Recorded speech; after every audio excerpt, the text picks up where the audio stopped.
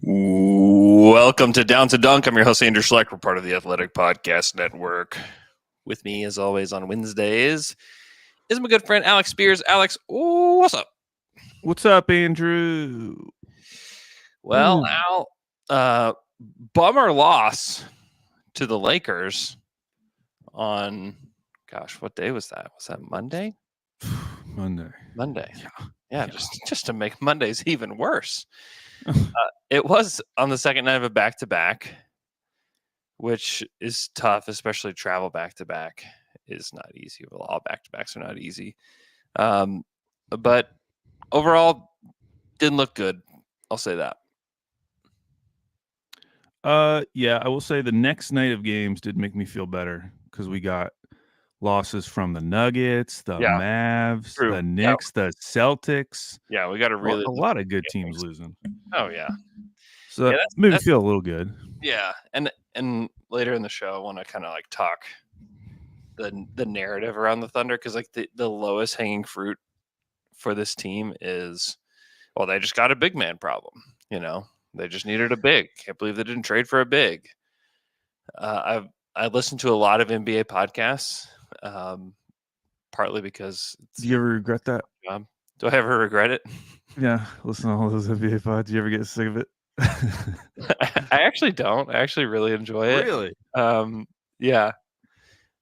But that's something that people are saying a lot, and so I thought we could kind of dig into it. But we can talk more specifically about this game for a little bit first. Yeah, I mean, the bummer part is that it started off so great. It was awesome. Like from the jump, when I saw D'Lo was guarding Josh Giddey, I was like, all right, hey, thank you. Maybe this is going to be fun. And then he scores like instantly on an easy drive to the hoop. Everything was going great. Then you had like SGA had an N1, Chet had a 3. They were generating tons of turnovers. It was just a really nice first quarter because this starting unit has not been dominant in a while. Against a team like right out of, right from tip. And so we were getting that, and it was very exciting. And then that second unit comes in, which I think theoretically could make sense. It was SGA, Kaysen, Isaiah Joe, Gordon Hayward, Bismack, Biyombo. AD was still in the game, so you understand why you go with Biyombo, I suppose. And I think theoretically, Gordon Hayward would be the secondary ball handler in that rotation or in that lineup. But man, that group was terrible, specifically the offense. I mean, the Lakers started hitting threes, which they would do for the rest of the game. Yeah. But the offense was so bad. Yeah. I went back and counted. So they took 10 shots during that little stretch. 5 of them were mid-range jumpers. And it was Isaiah Joe, Gordon Hayward, SGA, Kaysen. Like they all missed mid-range jumpers. SGA had that one blocked by Spencer Dinwiddie, which that was a low point for me personally. It was weird. It was just so much ISO, and you got to give some credit to Anthony Davis because he's playing drop, and so anytime someone did come off of a screen, they like saw him waiting there and just stopped and pulled up, took a shot. I think if the Lakers are a bad matchup and they are up, 3-1 in the season series, it is because they are so good at changing the shot distribution for OKC. Like in a really impressive way. I posted this on Twitter yesterday. They've only had OKC has only had 16 games where they took less than 30% of their shots at the rim. Yeah. 16 games. Okay. They are 6-10 in those games, meaning that like when they don't get to the rim, they have not been good. All 4 of the Lakers games fall into that category. Wow. Of those 16 games.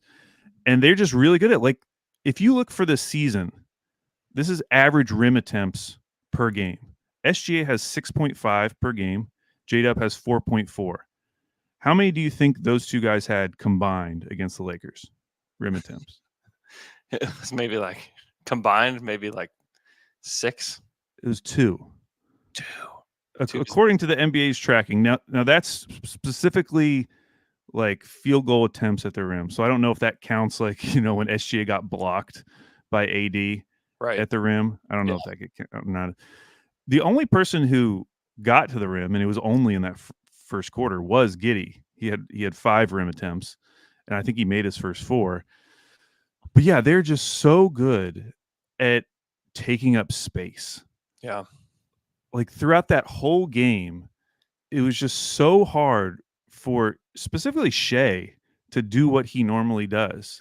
I mean, how many plays were there through the rest of that game where Shea would start to, do what he normally does, like getting into the paint, and then it would either end in like a turnover, but through a bad pass, or he'd get the ball stripped away from him. Like he just never looked comfortable. It was like everywhere he turned, there was another Laker suddenly appearing.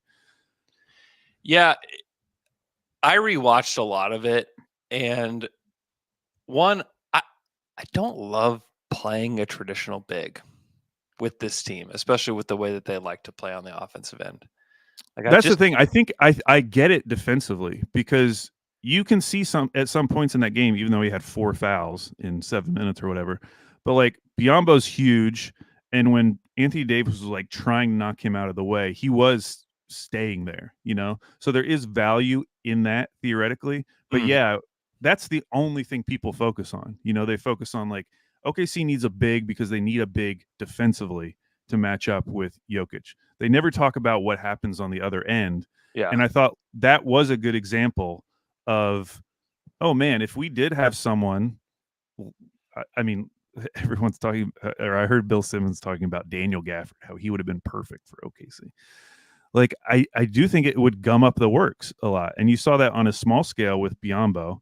And I know that Gafford is more versatile than Biombo, but at the same time, it really does change their offense. Now, part of that is that second unit, 2 guys who've just joined the team. So, we have to give a little leeway there. They're just joining this team.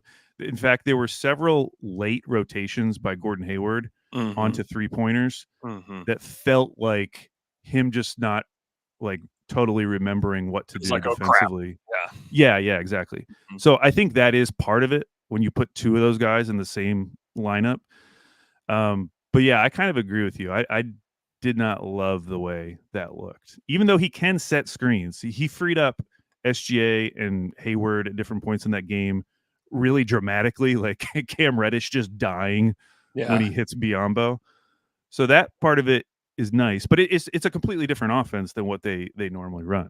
Yeah, and for the most part, like they'll just switch it. Like you just switch whenever they set the screen. Because like, are you really going to be scared of Bismack Biyombo? Like he may not even catch the ball. Or even in this case, like when they didn't switch, it's you still have AD dropping. It's like he's right there. So it's like, okay, maybe you give up a mid-range shot, but that's going to be it. Yeah, that was the thing. Is like they just continued to play in the drop, and they just didn't make them pay for it at all. And that's the thing that I think the Thunder can do. There was a clip that I put out on Twitter yesterday where AD stays in drop as Chet pops out to 3, and he is wide open. Like no one's within 5 feet of him. And Shea just takes a bad shot. It's like, yeah, that needs to go to Chet. Chet in this matchup, if you want to take advantage of the Lakers, I actually think you need to play small and you need to get Chet more threes. Because I just don't think I don't think the big men that they have as backups are really even going to help you all that much. And I would just kind of rather see Kenrich in there more because he can take threes too. He played 9 minutes. He took 2 Chet threes. took 6 threes. Yeah, Chet took 6. He should have had 10. Like I think I will say that's like the next level for them to get to. There was the clip you just mentioned, but AD was going out on a lot of those Chet threes. Like he was traveling out, which is nice. Which should I just think the Thunder, whenever they do try to play a traditional big, it kind of like messes with their heads almost because they've been playing this one particular way all season. And I just think you keep playing that way. Like I think that, and they brought in Mike, which allows you to continue to play that way. I just play Mike. Yeah, that was another interesting thing. So Mike, his I think it was his 1-3 that he made was a corner three. Mm-hmm. So this is another example of the Lakers just screwing with the Thunder. The Thunder averaged 9.2 corner threes per game, and they got one against the Lakers. Yeah. Like just everything easy that the OKC offense can do was taken away in that game. And Mm-hmm. so at some point, like they kept it close in that second quarter, but really it was like all these like semi-transition threes were the only source of offense. A lot of it was just Dort getting hot and hitting 4 threes in a row. Yeah, the door But stopped shooting. yeah, he did. Second half, he just like stopped shooting. It was like, what? Like, just keep But shooting. even during that, like anything else looked really uncomfortable. Yeah. So I don't know. I mean, I do think that game was lost at the beginning of the first quarter and at the end of the first quarter and the end of the third quarter. Yeah. Those lineups that would come in, it just was not working. And listen, you're going to want to experiment with these guys, especially the new guys you brought in. If you're going to experiment with Bismack Biyombo, you would do it in a game when Anthony Davis is going to be on the court. I mean, that is theoretically when you would use him. Yeah, true. So I don't mind Mark trying it out. I just don't know if I love the way it looked. I know I did not love the way that it looked. well, I mean, obviously it didn't look good there, but even just the idea of it going forward, like, how could this look good, or like, what would need to happen for this to look better? Yeah, this would be the scenario. Like, this would be one of the scenarios, and maybe it's more specifically in a playoff series where you just like need a different look. Sure, but I don't know. I think a lot of it was physicality, because there was one portion of the second quarter where they looked pretty good, and I think it was because they were just being physical, and the Lakers were just physical from the jump to the end of the game, and the Thunder, for whatever reason, just did not handle that well at all. And I thought the physicality of the Thunder in general was just really poor, except for like little spurts here and there. And I think that, to me, that was a big problem. I thought Dub was not very aggressive or assertive either, which I think is I'll say this: they looked young in this game. Like there haven't been very many games where they have looked like the youngest team in the league. This is one of them. Like they just looked young. They looked like they were out physicaled, and a lot of it was like Anthony Davis is a problem for them. I don't think there's any doubt about that. AD was really, really good for them. AD shot 11 free throws in this game. Like the physicality was there on his part. And for LeBron, and for like Rui Hachimura, didn't play like a ton, but like Rui's crazy physical. To me, it was the physicality that really got to them. Yeah, I also think like Gordon Hayward has to start doing more when he is on the court if they're going to play him. Yeah. He is he looks like some of these, like I remember some of the early games with Oos, where it's just like, what is he even doing out there? He's just like passing the ball around. Doesn't really seem like he knows what he wants to do. And defensively, I get it. Like, but offensively, I just think he's got to be more assertive. Where is he? Exactly. Like, why? Like, there was a shot, I think it was in the fourth quarter, where he came off a Biyombo screen, pulled up in mid range, and I think that was his one made shot. His one made shot. Yeah. But it was like, okay, that looks like a Gordon Hayward shot. That's something we would have seen in Charlotte. Like, why is even something like that? It's not even a great shot, but why is stuff like that not happening more regularly? Like, what is his role? Like, what does he think his role is supposed to be on offense? What does the team think his role is supposed to be on offense? Because he's not doing anything right now. And I just don't know how long you can play him if this is how he's going to play. Yeah. He's just not a helpful player to have out there. Yeah, it's weird because I mean, like in December against Miami, he had 25 and 7. It just seems inconceivable that like that's the same guy. It was this year. It was this season. I know. I get all of the, hey, this guy's old, he's washed, all of that stuff, and there's going to be an element to that because he is old and he is coming off a lot of injuries. But it's not like that was 2 years ago. Yeah, he was having games where he was put in a position that he had to do stuff, and he was able to do it. He took And now 20 he comes here and he's just Dallas this season, 23. Like he's there, that guy is in there somewhere. So where is he? What's he doing? What's going on I here? was thinking, like, if for some reason Kelly Oubre was suddenly on this team instead of Gordon Hayward, Yeah. he probably wouldn't be amazing either, but I know that he would take some shots. I know that he would try to do some stuff when he was on the court, and it's just Gordon comes into these games and just floats. I just You know, don't understand the lack of threes. Like that's the thing I don't understand the most. It's like how could you only find this guy 1 3 over the course of what is it? 7 games? 8 yeah. games? Like in 8 games, how could he have only taken 1 3?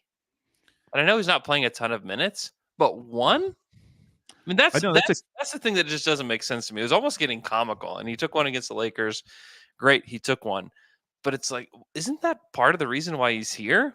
It's like help space the floor and to, I mean, everybody talked about how like, Josh Giddey's a problem. Everybody wants to put the clips of Josh, like with people 14 feet off of him, and then like it's like, okay, great, we've got Gordon in. Like he doesn't take them. Like he just doesn't take threes. I just and don't that understand it. and that makes those Hayward Biombo minutes like impossible Yeah. because Yeah. the idea of that lineup should be okay. SGA's there, and he can kick out to 3 shooters with Case and Joe and Hayward, and then you have Biombo kind of to match up with AD, Mm-hmm. and it just gets all screwed up because Hayward is not that guy right now for Yeah. whatever reason, and so then it was putting a lot of pressure on Kaysen to be like a playmaker, and I just don't know if he's ready for that. Yeah. He didn't look super comfortable in that role. Mm-hmm. Hayward should be comfortable. He's done this. It shouldn't be. I mean, yeah, he's a veteran. I mean, if I told you, hey, 7 games in, Hayward has taken 28 shots, how many of them are threes? I think I would have said, I don't know, 14, 15, Yeah. 1. But now, in his defense, and you said it at the trade deadline, talking about a lot of these different guys that we were, theorizing about. Ooh, what if they brought him in? You Mm-hmm. said, there could be a long ramp up period for someone like you brought up Dorian Finney-Smith. Like maybe he doesn't come in and immediately work, and it actually takes a while for him to like learn the offense. Yeah, I think there's some of that's happening where he is literally just like feeling his way out through this team. I just thought he could take some threes. I think tonight against the Blazers, a game I will be at in person, see Gordon in person. Yeah, they just needed Al. They just needed I think Al. tonight you just park him out there. Just tell him he can't even cross the 3-point line to shoot it every single time he gets it. Let it fly. Let it fly, man. Yeah, we need more guys letting it fly. That's the nice thing about Muscala, where even though he's 1 for 3, whatever. But right when he came in that game, he's taken triple the amount of Gordon Hayward in like a fraction of the minutes. Yeah. I mean, he right when he got in the game is firing from 3. Yeah. And like we need more people like that. I thought it's so funny on Andrew on Cleaning the Glass. Mm-hmm. Now they only have Muscala playing 8 non-garbage time minutes. Okay. Already a plus 11.5. Yeah. So it's coming back. He's back. Coming back. I'm so glad he's back. So good. So good that he's back. Okay, so Al, I went through all of the Thunder's losses, all of their 19 losses, and I thought it would be interesting to look at what did the big on the other side do against the Thunder, and like was that the reason that they lost this game? And I think we can kind of go through these games and even mark them as like, yeah, the big was the issue here and the reason why they lost. So let's start. They got just pummeled by the Nuggets in their first home game. I mean, Jokic had 28, 14, and 5. Was Jokic the only reason they won this game? Like, no, but I'm willing to give this one a I've got it in like an Excel spreadsheet, so I'm going to give it a green that the big was the reason for the loss here. I think that Jokic is obviously like the engine of this Nuggets team, and they just pummeled the Thunder in that game. Yeah, and I think there are going to be bigs like that, and they are going to be like the superstar level bigs. that are going to give every team problems. Yeah, like they're not that their team wins games, period. So yeah, and that was always the reason why I just hated the argument. Like the Thunder should have traded someone to match up with Jokic. You think Daniel Gafford's doing anything against Nikola Jokic? Like it wouldn't matter, and that would have cost us a first round pick. Yeah, there probably are some bigs out there who would be helpful in that very specific scenario. Like last night, Yusuf Nurkic. He's a guy who really tries to step up when he plays Jokic. He does not like him, or they at least have that history together. But like those random bigs that will at least give you something against Jokic, there's just not very many of them. Yeah, it's true. Yeah, someone in the chat, who is it? Jeezy Treasy 1 is asking. I wonder what their back-to-back win losses. So, well, I saw the stat that they score like 130 points on the second night of back-to-backs. Yeah. So the offense typically has not been an issue on the second night of back-to-backs. I don't know what the record is though. Yeah, it's not been as bad as you would think. So they win-loss on this last back-to-back. They won against the Clippers and the Wizards on the back-to-back previous to that. They lost to Dallas and then played back-to-back against Sacramento, beat Sacramento.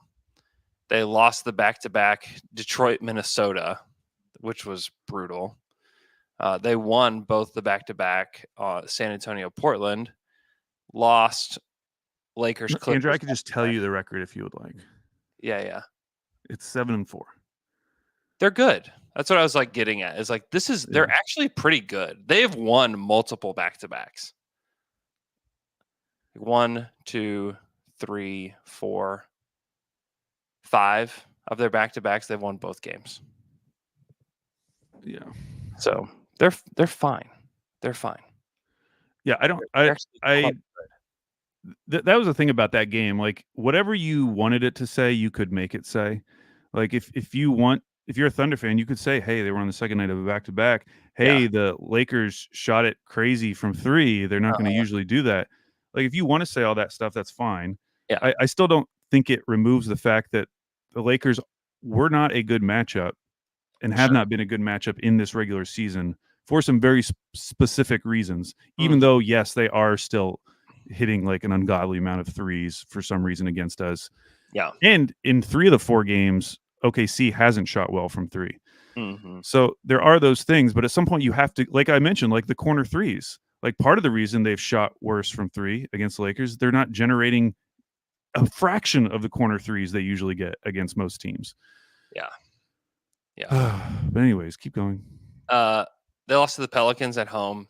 Jonas Valanciunas was 19-9, but he only played 19 minutes in this game.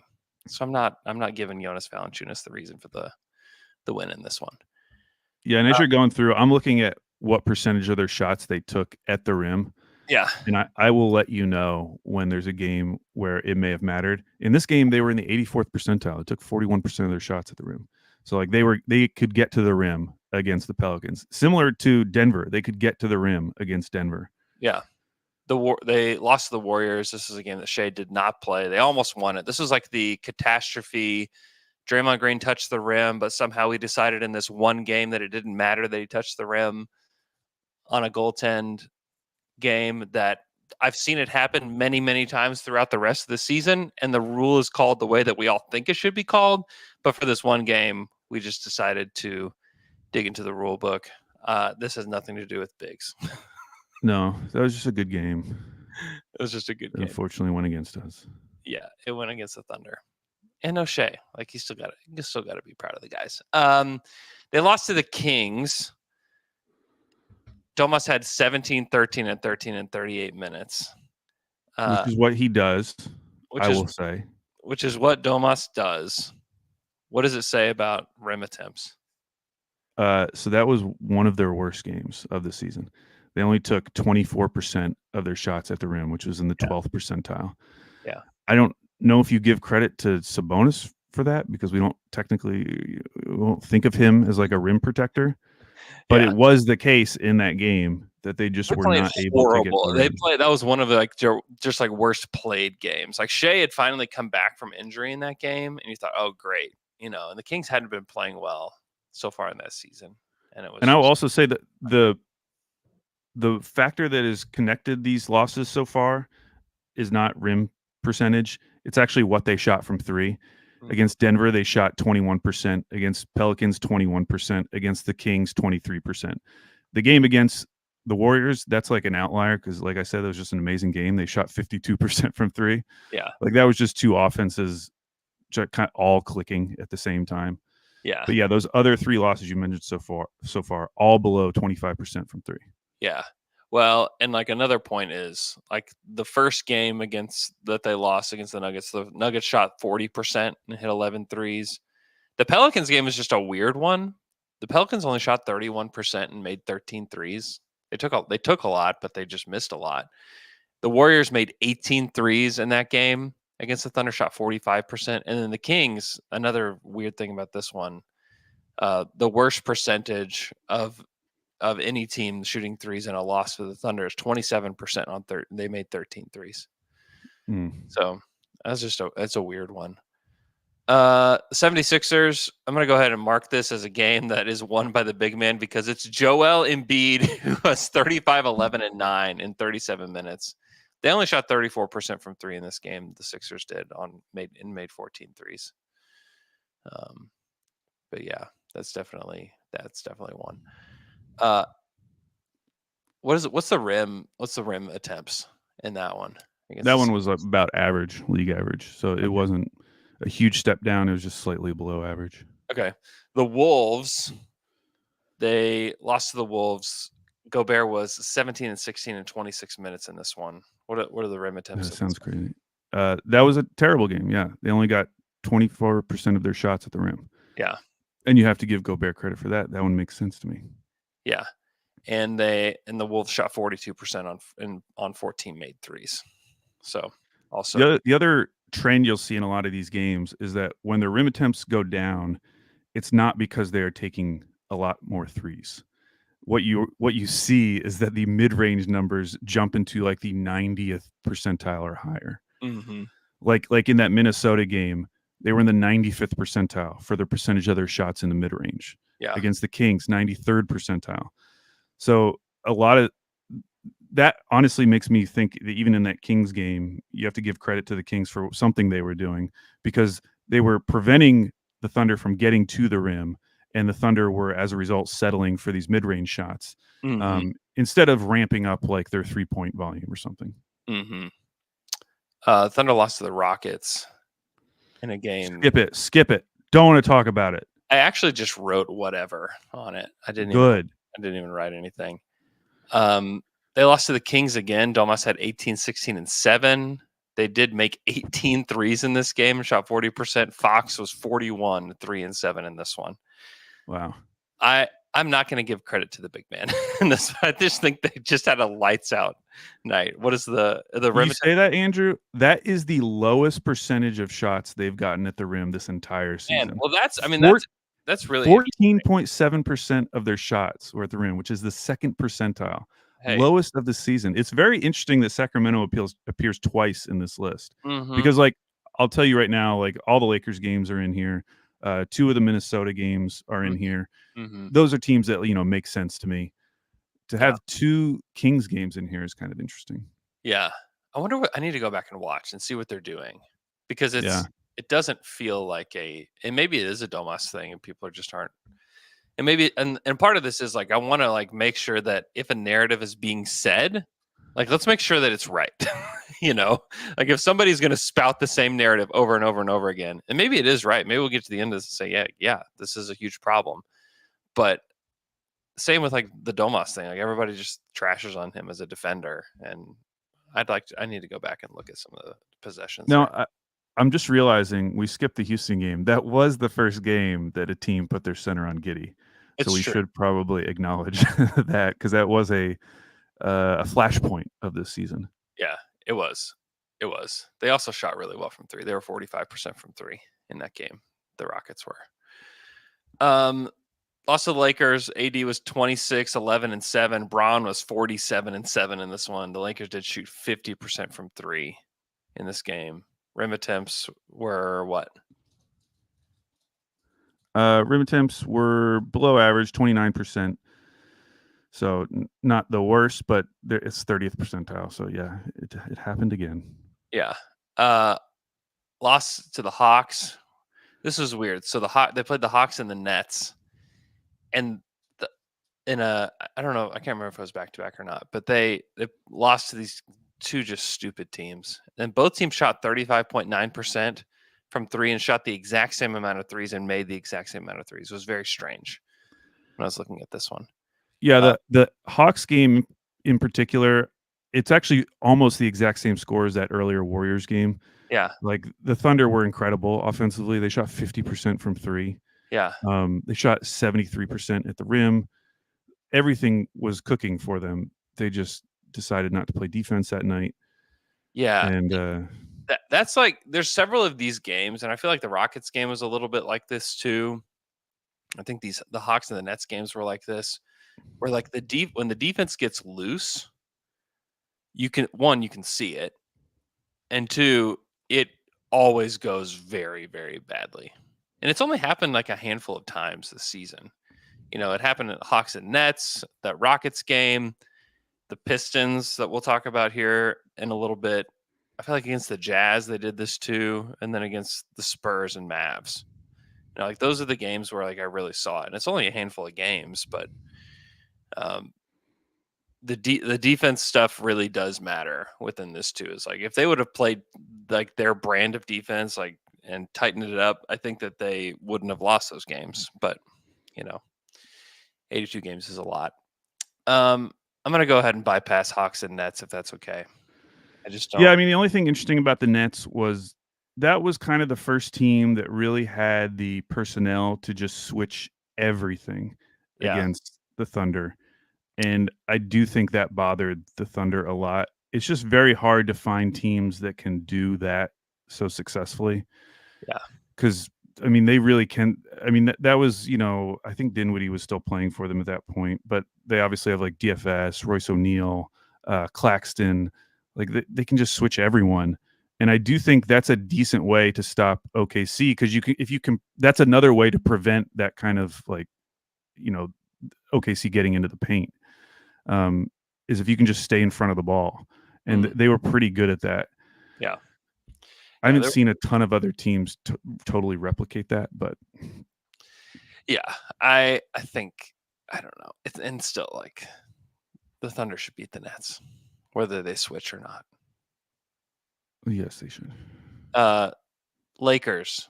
The Lakers only shot 33% from 3 in this game. AD had 17, 15, and 5. Yeah, the Thunder have an AD problem, I would say. And another game where they just could not get to the rim. 25% of their shots at the rim. Yeah. I will say the difference in that game is that they did not take a bunch of mid-range shots. They took an incredible amount of threes. Mm-hmm. And how many did they make in that one? I don't know. Let's see here. They shot 30.6%, but they took half of their shots from 3. Yeah. That's interesting. Yeah, they took 49 threes. Yeah, that's a lot. I think that's got to be season high, right? Wait, no. Oh my gosh, I forgot about this. And this was in an overtime, double overtime. Oh, the Toronto. They took 63 in that game. 63 threes. Yeah. And made 36%, but they made 23 of them. That's their season highs. 23 made threes. Yeah, that's crazy. But they took 63. Definitely not their best percentage. But yeah, against the Lakers took 49 threes. 49 is a lot in regulation. Lost on the second night of a back-to-back against the Clippers. The Clippers shot 46%. The Clippers made 23s, which is a lot. Yeah. And they played against Mason Plumlee, and that one Zoo was not playing. That might be a game where it's closer to like the idea of the Nets game. Yeah. because Zoo wasn't there, but they obviously have a lot of really good perimeter defenders. I don't really remember what that game was like, but they only took 25% of their shots at the rim. Yeah, it was. I mean, that one felt like, oh, this is the second night of a back-to-back for them, is what it felt like. The Thunder took 34 threes. They made 47%. They made 16 threes in that game. To the Clippers 20. The Thunder lose to the Pistons in an afternoon game. Jalen Duren had 22, 21, and 6 in that game. But still, this is a unfocused Thunder. This is not a big man problem. This is a focus problem and playing in the afternoon problem. They lost to the Wolves. Gobert in 36 minutes had 12 and 18. They did shoot 48% from three in this game. The Wolves did, but what's their rim attempts in this one? Everything from here on out is going to be below average, except for the Spurs game. So, yeah, it was 27.6%. Yeah. I mean, that's definitely a trend. They lost to Utah, where Walker Kessler played 20 minutes and was 4 and 9. That was the big man. What was the rim attempts in that one? Terrible. It was second worst of the season, 21.4%. That is really bizarre, isn't it? And some of it is like, it's not even like the big man in general. Like, I need to go look at that one too. I need to go look at the Kings game and that game, because it's not particularly just one guy. Some of it's strategy, right? Like, it would have to be, because like the Gobert one, the AD one, like it's not hard to comprehend. Like, Gobert, AD obviously are going to give this team problems. Yeah, I think that game was more about the defense, because you look at their big three, like Chet was 8 for 13, J-Dub 10 for 18, Shea 11 for 22. Like, they had a pretty efficient night all around, shot 51% from three. Like, yeah, the offense wasn't the issue in that one. It doesn't seem like. Yeah, that one seems like that one I'm putting on the list of, this is when the defense wasn't on a string. And the Mavs one I'm going to put on that too. Daniel Gafford, speaking of Daniel Gafford, in 17 minutes he was 19 and 9 against the Thunder, but that one just like got out of hand so early and was just completely unraveled. So how crazy is it that they have traded away their entire future, and they are a half game up on the Lakers? We'll get to the standings after we're done with this, because I do think that there's a really interesting conversation to be had just about the standings in general. Lost to the Spurs, another one where just I'm putting this on the defense was just garbage in this game. Wemby was crazy in this game, but what was the rim attempts in that one? They were in 90th percentile. Almost half of their shots were at the rim. Yeah. So, and they shot 71% on those rim attempts. Yeah, that's the defense for sure. And then the Lakers, obviously, Anthony Davis. Yeah, and another one. Yeah, I feel like the conversation about OKC needing a big, or OKC not being big enough, when you go through these games, the trend that I see sticking out is that it has more to do with what happens to OKC on offense rather than what happens to OKC on defense. Like, yes, some of these big men have good games. Like, Joel Embiid has had good games against Thunder. Jokic has had good games against Thunder. Like, Anthony Davis has had good games. Yeah, it's not like some crazy, like Valanciunas can't play against the Thunder. Like, they don't play him against the Thunder. Yeah. What this really is that some teams, and a lot of these teams tend to have really good rim protectors, like the Lakers or Minnesota, have been good at preventing rim attempts for the Thunder. And when you can prevent their rim attempts, it just kind of breaks down the whole offense. I mean, those have been some of their worst offensive games in general. Yeah. Because so much of their offense is predicated on this like continuous drive and kick. If every driver is getting stopped like around the free throw line, like it felt last night, then yeah, that completely changes the offense, because then those shooters that you're kicking out to, they're not wide open anymore a lot of the times. Now, there were instances against the Lakers where, like you said, Chet, when AD did just hang around the rim, Chet was wide open. But yeah, I think if you can just prevent them from getting to the rim, it just really gums everything up for the Thunder. Yeah. Yeah. I mean, Which of those, so that was 19 losses. 19, right? 19 losses. I have 9 marked as like, oh, this was because of the big man.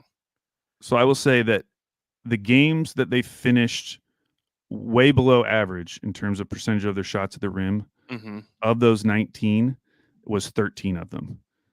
Interesting. So only 6 of those were games where they just got to the rim at a normal amount of times. Yeah.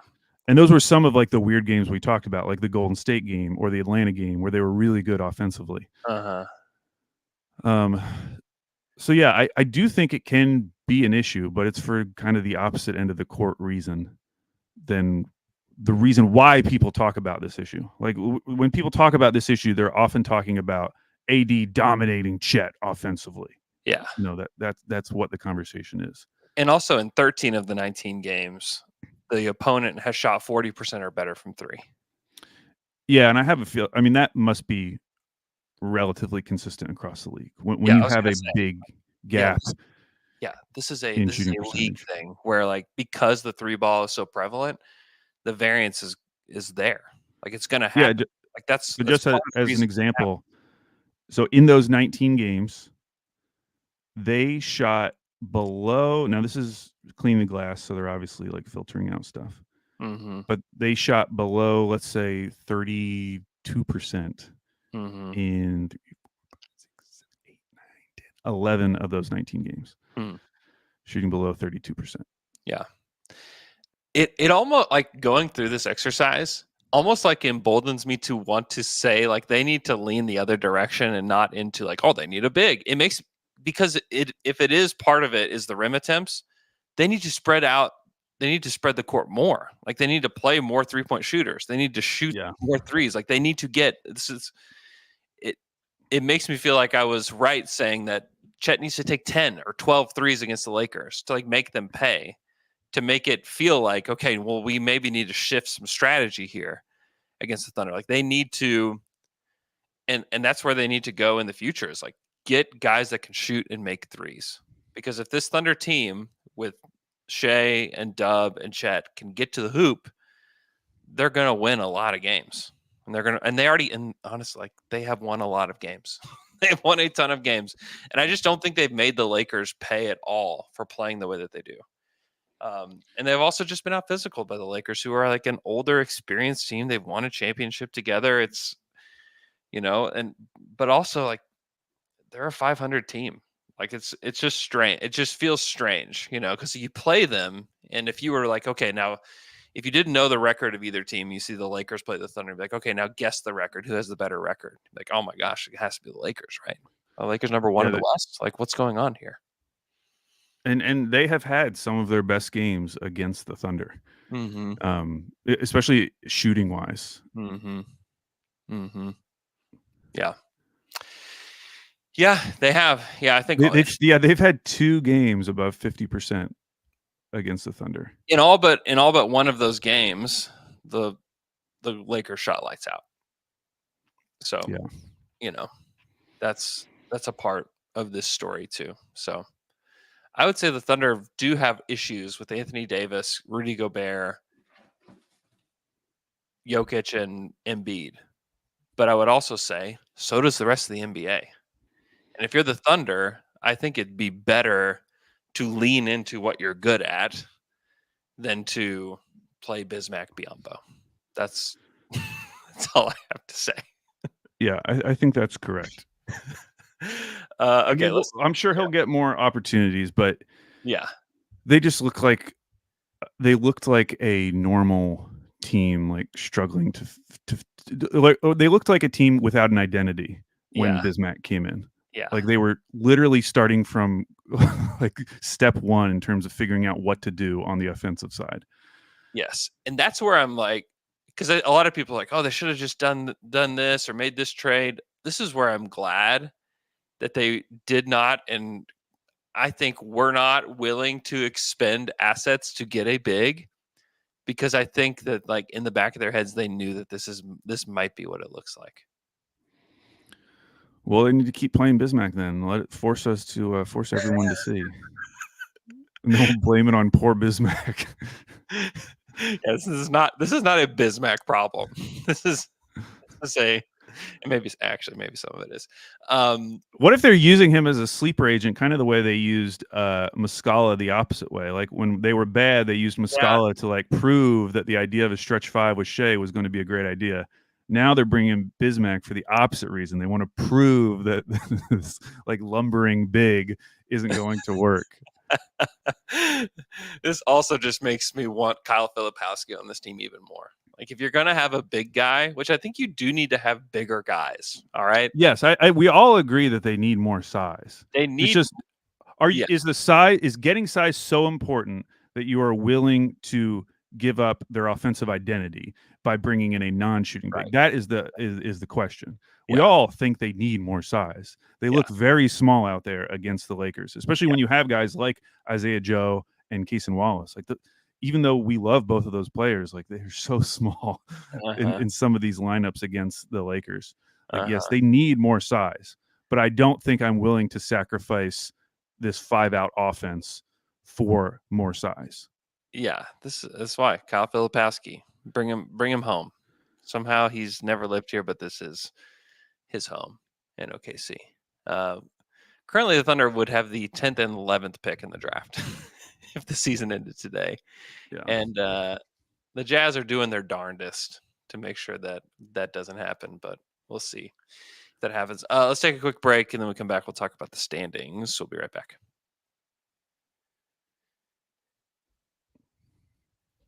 And we're back after that quick break. It was a weird night in the association last night, and you had like the Cleveland win last night, the Dean Wade game, very strange. You had the Nuggets losing to the Suns, which was odd. Um, yeah, it was interesting. Currently, the Thunder are second in the West. They sit a half game above the Nuggets and a half game behind the Timberwolves. If they beat the Blazers tonight, they will be again tied with the Timberwolves at 43 and 19. I would do not assume anything though, because anything can happen in March in the NBA. It is typically a pretty weird month where lots of strange things happen. They're 2.5 games, and really more than that because they own the tiebreaker against the Clippers, who sit at fourth in the West. General thoughts, Al? I don't. I think it's way too early to start talking about like positioning versus who the Thunder would want, because especially as Dallas keeps losing, it's just changing a lot of things. Yeah, And it's not out of the I mean, the Lakers' upcoming schedule is brutal, but it's not out of the realm of possibility that the Lakers could jump up to at least like the 7 or 8 seed. Like they play the Kings 2 times over the next week, yeah, who are a game and a half ahead of them. If they win both of those games, they're probably going to be in that 7-8 matchup uh huh, now. uh huh. So I think it's way too early to kind of figure out what OKC wants to do. I will say, like, I am less scared of the 5-6 teams right now than I would be of like the grab bag of playing a play-in team. Like I almost would prefer the certainty of Pelicans or Suns. Let's say it stayed there, Yeah. than just kind of like let's see who you're going to get from 7 to 10. So you're rooting for them to fall to 3. I don't know if I'm rooting for it. It just wouldn't bother me if that happened. Yeah. I I don't know. I mean, I do think the Lakers are a bad matchup. I still would like for them to play them in the first round because it would be Yeah, you keep saying this, and I keep feel like you're wishing for your own death, Andrew. Why would you want this? I still think that they would have a chance to beat them in a series. Oh, for sure. Yeah, they definitely would. I know that They're a bad matchup, but people it's think not. I'm insane, but I think that last game just felt like, are they saving something? Like, what's going on here? Like, it just didn't I feel like full force Thunder in that one. It was I just just don't think you want to get into a 7-game series against the Lakers. It's just that you're not that gonna I have a think. good time. Listen, I think it's right. If you're going to pick any of those play-in teams to actually beat the Thunder in a series, I think the Lakers are the only one that could. Because they're going to get 35 free throw attempts per game. Yeah. AD is going to kill you on both ends. Yeah. Like there is a element to a potential Lakers series where it could go wrong, and it could go really wrong, and the Thunder could just look way younger and a lot worse than they truly are. Yeah. Because I think any of these other matchups, like they could lose to any of these other teams, but I still think it would be a good series. Mm-hmm. The Lakers is the only one where I think they could lose and it would look bad too. The Lakers are so weird. They're the only team in the top 10 in the West with a negative point differential. The only team. Yeah, that's just the LeBron effect. They just don't. LeBron teams in like this later half of his career have just never been super dominant. I mean, super dominant. Like they're worse than the Rockets in point differential. Yeah, none of it matters. They're just old. They do their own thing. You can't read anything into it. Because obviously that team that's reflected by their point differential never shows up against the Thunder. Yeah, it's true. It's just we get a very good version of the Lakers every time. Yeah, they have a worse road record than the Grizzlies. Wow, it's impressive. Isn't that strange? It's hard to do. It's really strange. Also, the Grizzlies are way better on the road than they're at home. The Grizzlies are 14-17 on the road and 7-24 at home. Yeah, that's wild. That just makes no sense at all. The Lakers at home are 22-10, which is better than Pelicans, Suns, Kings, Mavs. I mean, it's pretty good. Like it's the best out of anybody outside of the top four.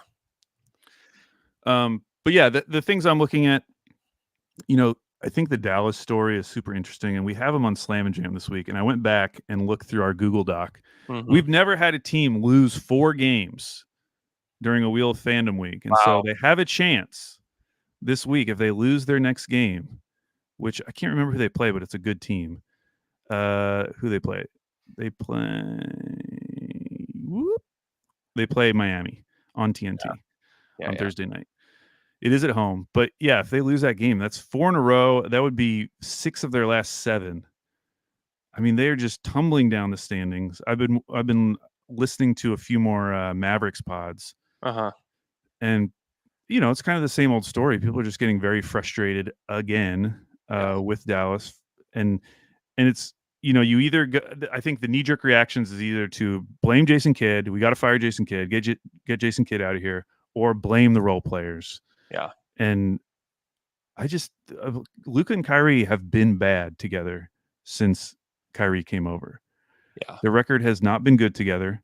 And while they've had good stretches this season, they're still, I mean, for the way people talk about Luka, the idea that he might miss the playoffs 2 seasons in a row. Yeah.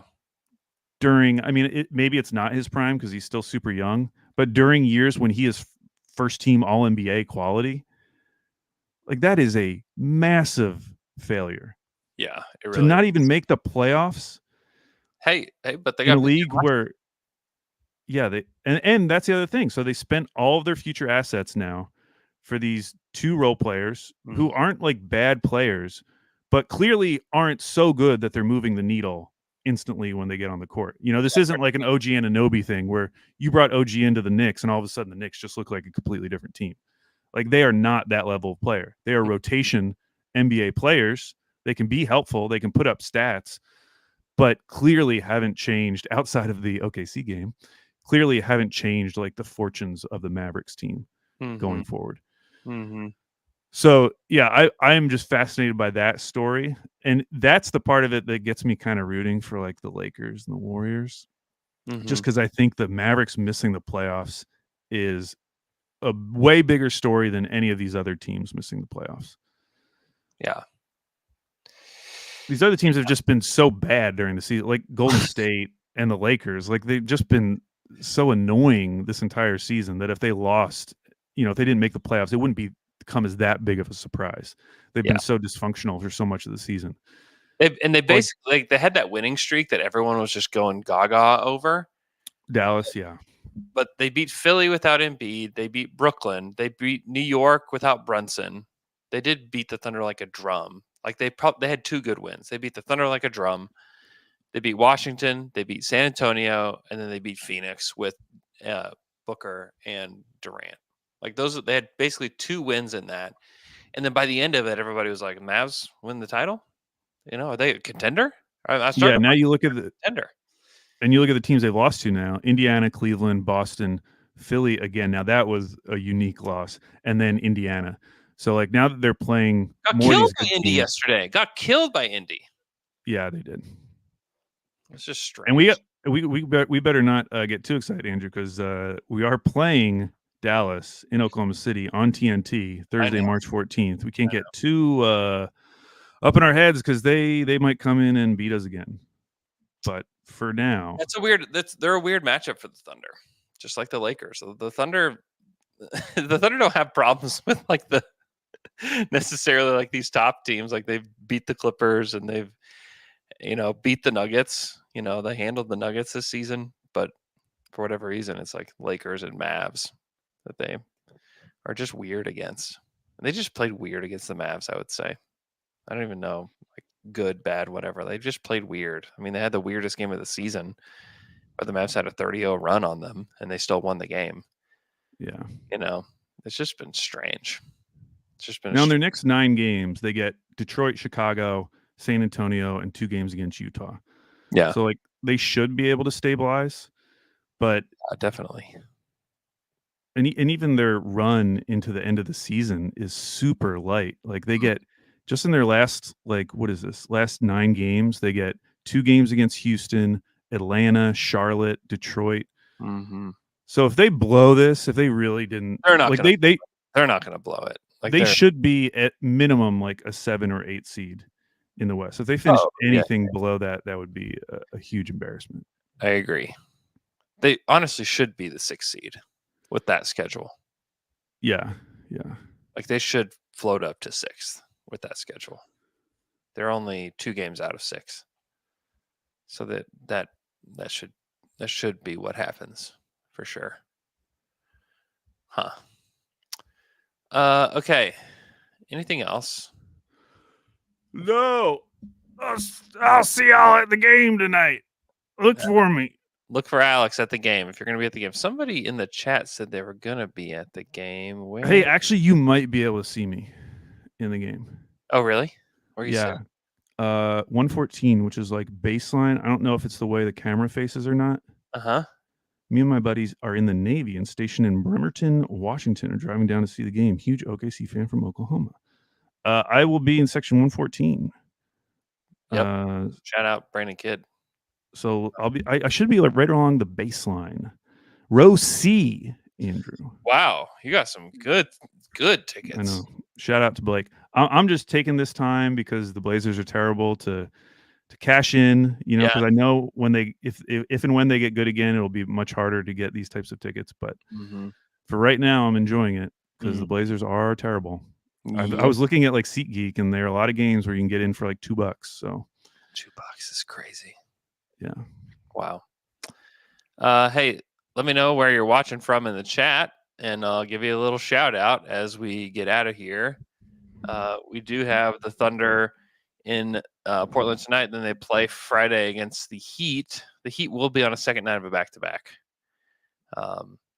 So that will be an interesting one, but it will be back home. Let me know where you're located in the world in the chat, and I'll give you a shout out, and then we'll get out of here. Hope you guys are having a great day. Unless I'm frozen, I don't see anybody in the chat wanting to tell me where they're from. So we'll just get out of here. Hope you guys. We have Timothy James in Columbus, Ohio. Levi Hall. He said, watching from work in OKC. Shout out to Levi. T-Dot in Miami. Justin in Savannah, Georgia. Oh, nice. Frank Turman in Stillwell, Oklahoma. Nice. Bronton in Tulsa. Way Johnson 1 in LA. Larry Miller. Shout out to Larry in Sarasota, Florida. Man, I wish I was in Sarasota right now. Trell in Tulsa. Lots of Oklahoma people watching. We have Megalopsych in Switzerland. Search Switzerland. Shout out. Wow. We have another Tulsa person, Mr. Second Wind. I hope you guys are doing great. And we will talk to you guys again on Friday. It should be interesting one in Portland. Need to bounce back. So hopefully we see that tonight. We'll talk to you guys again on Friday.